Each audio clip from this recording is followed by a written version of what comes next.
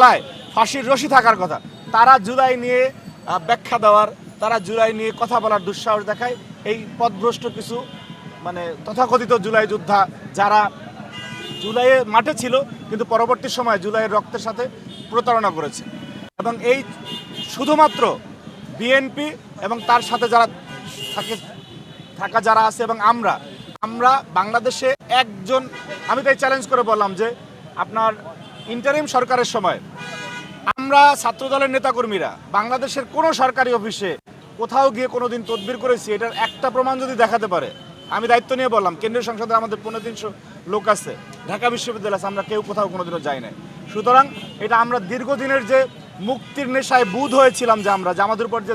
জুলুম চলতেছিল, সেই জাতাকল থেকে মুক্তির প্রত্যয় আমরা যে রাস্তায় নেমেছিলাম, সেই স্পিরিটকে আমরা ধারণ করি এবং আমরা বিশ্বাস করি আমাদের মাধ্যমে এই দেশের সুশাসন এবং নিয়ম মেনে চলার যে রাজনীতি,